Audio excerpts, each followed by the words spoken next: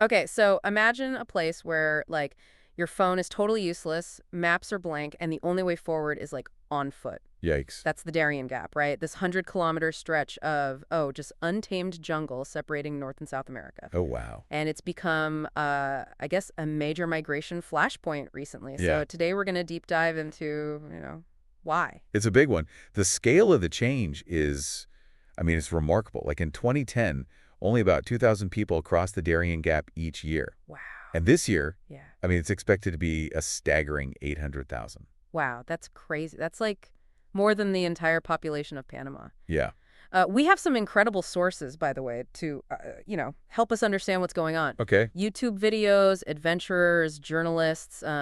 We even have one from a migrant who filmed his own journey. Oh, wow. Survival stories, cartel influence. It's, like the raw human drama of people trying to find a new life. Exactly. And our goal today is to kind of like uncover the reasons, the why behind this surge. Yeah. Like, what's pushing people to risk their lives crossing this, I mean, incredibly dangerous jungle? Right. What global forces are at play that, we might not even be aware of?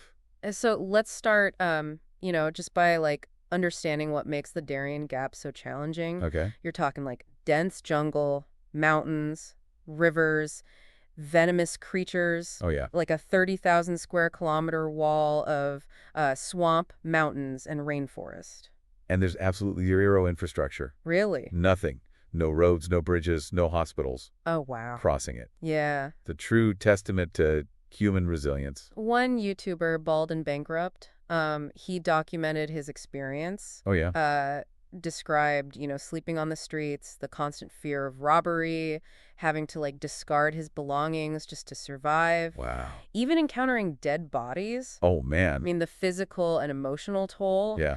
it's immense, especially for, families, people with young children. And then there's, you got the cartels. Oh, yeah. I mean, even Bald and Bankrupt mentioned wearing cartel bracelets for protection. Wow. It really highlights the complex and dangerous power dynamics. Yeah, there have been attempts to build a road through the Darien Gap. Okay? Back in the 1960s, there was even a plan that involved, get this, nuclear explosives. Seriously. Yeah. Oh, my gosh. Thankfully, they scrapped that plan. Well, that's good. But, it highlights the massive, like, engineering challenges, the environmental concerns. Right. This is, one of the most biodiverse places on Earth. It really is. And, of course, we have to consider the indigenous communities, right? Yeah. The Kuna, the Emara, and the Wunan people. Right. This area has been their home for centuries. Yeah, and that lack of infrastructure, Yeah. that lack of government oversight. Right. It's made the Darien Gap a haven for, you got paramilitaries, drug traffickers. Yeah. Further complicates the situation. Yeah.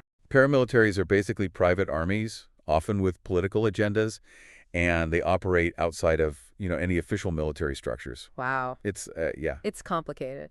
So let's shift gears a little bit. Let's look at what's driving this migrant surge. Okay. A significant pull factor is, the allure of the, quote, American dream. Right. This idea of the U.S. as a safe haven, booming economy, limitless opportunity for a better life. But what does that actually mean to the people making the journey, Yeah. Is it primarily about economic opportunity, escaping violence and political instability? Yeah. Or is it more about, a safer, more stable future for their kids? It's a good question. For many, I think it's not just a dream. It's a reality they're, desperate to achieve. Right.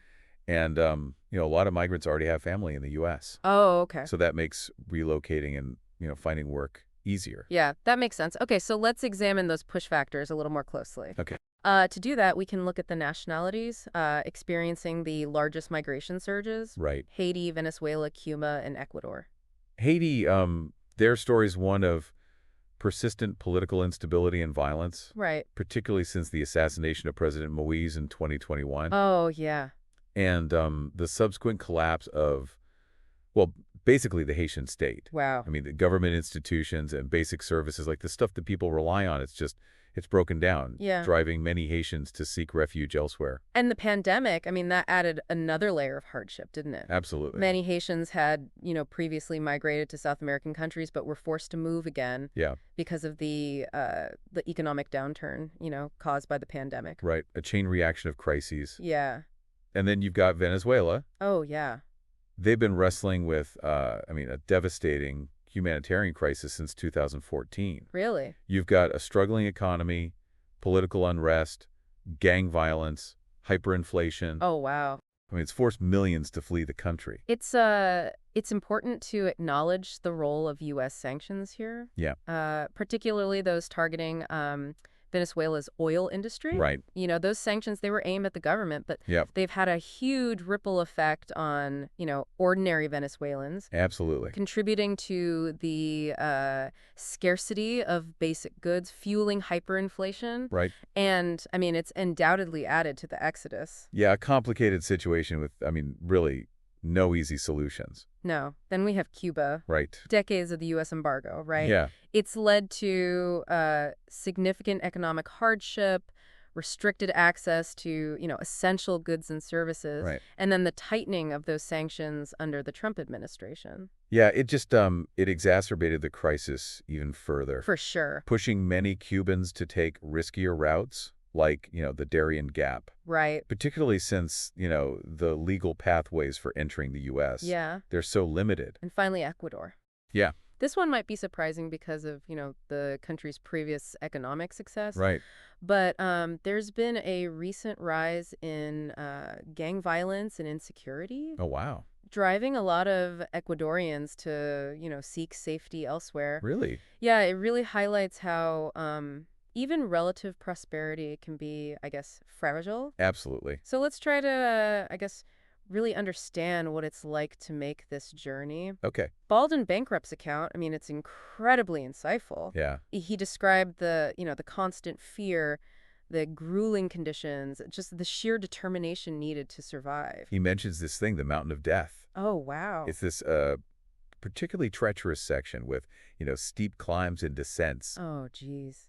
And then you've got the river crossings, incredibly dangerous, Yeah. especially during the rainy season. Oh, yeah, I bet. And he talked about, having to, discard his belongings Right. to lighten his load, which is, something a lot of migrants are forced to do. Yeah.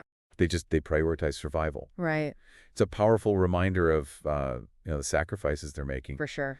And the fact that he, felt he needed to wear cartel bracelets for protection Yeah. really underscores that constant threat of violence. Right. I mean, migrants have to navigate this incredibly complex and dangerous, web of allegiances, Yeah. just to stay alive. Absolutely. But there's I guess, another layer to all of this, a geopolitical one. Okay. It's interesting that China is potentially funding the construction of a new bridge Really? connecting Panama and Colombia, Wow. which could potentially, I guess, open up the Darien Gap. Interesting. And, I mean, this isn't China's first involvement with infrastructure projects in Latin America. Right. So what are they really after? Is it simply, economic interests? Or is there I guess, a larger geopolitical strategy at play? Right, right. And how might this, impact U.S. influence in the region? That's a big one. It's, yeah. Definitely something to consider. And amidst all of this, you see NGOs like HIAS, the Hebrew Immigrant Aid Society, and Catholic Charities Oh, yeah. playing a significant role, I guess, assisting migrants. Right. But, that involvement raises some important questions, too. Yeah. Like, could this kind of aid inadvertently benefit groups with, well, less than savory agendas? It's a good question. It's a delicate balancing act. Yeah, it really is. A delicate balancing act. For sure. It is. It really is. The Darien Gap is like a microcosm of, all these global forces colliding. It's true. But let's take a step back Okay. and think about, what all of this means for for you, the listener. Right. You've heard the stories, right? Yeah. Seen the desperation, the perilous journey, the complex interplay of all these, political, economic, and humanitarian factors. And you've gotten a glimpse into, the ethical dilemmas Right. surrounding NGO involvement. The potential for, unintended consequences. So what stands out to you? What resonates?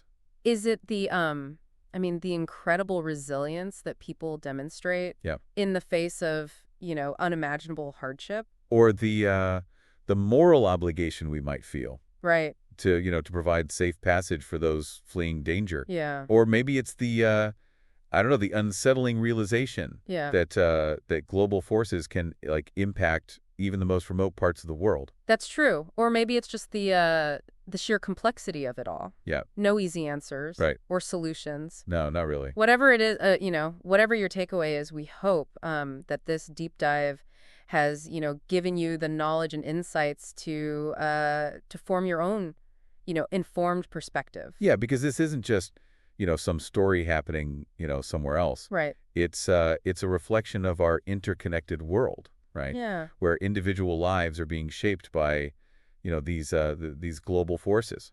And the choices we make, both individually and collectively, they have ripple effects Absolutely. that can be felt, across continents. As we continue to explore this issue, Right. like stay informed, engage in, thoughtful dialogue, and just consider the role you can play in shaping, a more just and compassionate world. Absolutely.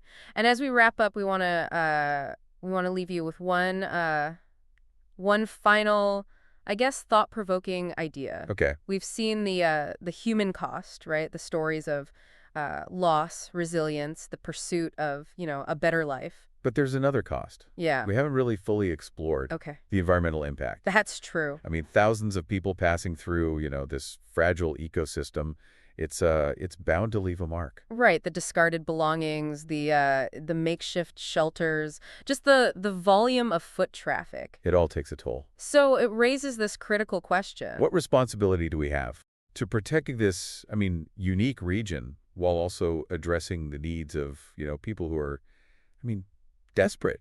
It's a it's a complex dilemma Yeah, with no easy answers. right. But it's a conversation we need to have, one that, requires us to, I guess, balance compassion for our fellow human beings with a deep respect for the natural world. Yeah.